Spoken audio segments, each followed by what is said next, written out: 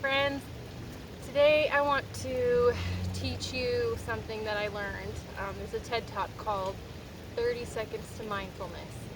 And usually I would try to film a workout on one of my runs, but today I am not feeling like I've got enough energy to do that. So instead I thought I would teach you what I find to be helpful, what the person teaching the lecture finds to be helpful. And I want to be upfront and honest. The first time I tried it, like during the video, I was like, no, I don't feel better. What? This is not going to do anything. And then I made a pact with myself to practice multiple times in the next 3-day span before I was going to try to use it in a lecture. And I have to say, I found it quite helpful. I had the jitters when I went to go give that talk. I was so nervous I was going to be late, I wouldn't know where to park, I was going to stumble over my words and not make any sense. Terrible at following my PowerPoint because I have so many thoughts in my head. And I sat down and I did this 30 seconds to mindfulness multiple times, and it was amazing. Now I also used it for my vaccine the other day because the last time I got my vaccine I had a panic attack. And I just found out it was a panic attack not that long ago, which is embarrassing, but more than that, mind-blowing. I say embarrassing because I've never had anything like that happen to me before, and I'm like, great, my mind plays tricks on me.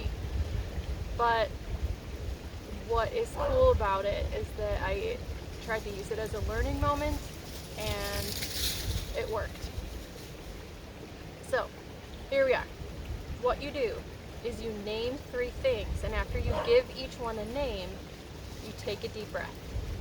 I'm not sure how relaxing these dogs are going to be, but whatever. We're going to go with it. So, the hardest thing is to just give the object a name. To not say, oh, that's a beautiful fall leaf, or it has spots on it, or whatever. You just want to give it a name. It's just an object, it's just there, and you are noticing your surroundings. So we're going to do a leaf, a rock, and a stick. So here we go. This is a leaf. Take a deep breath in and out.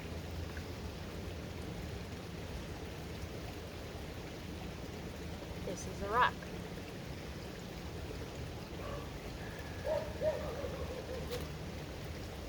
This is a stick.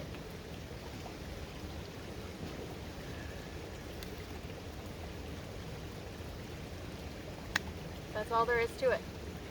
And you might be thinking, what is she talking about? I don't feel anything. Neither do I.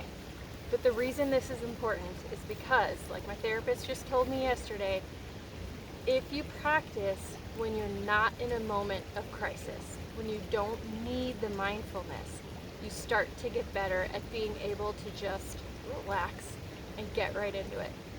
So the reason this worked while I went to get my vaccine, and I was sitting there wondering if I was going to have an anaphylactic response, which I didn't, it's because I practiced it when I didn't need it, and when I actually did need it and I used it, it worked.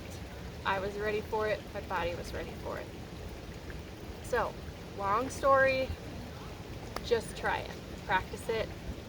One of the coolest things I've noticed is that even when I practice when I don't need it, like I'm walking down the hallway at work, I realize just how often my brain is reeling. And I think we all have issues with that these days. Like there's so many things demanding your attention, and then we go into autopilot. And there's this statistic that says we spend 47% of our waking lives in autopilot.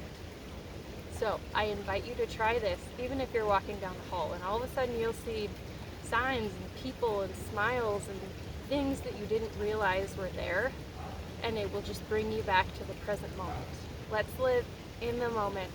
Even if it's just for a little bit longer today than it was yesterday, we can get better at it.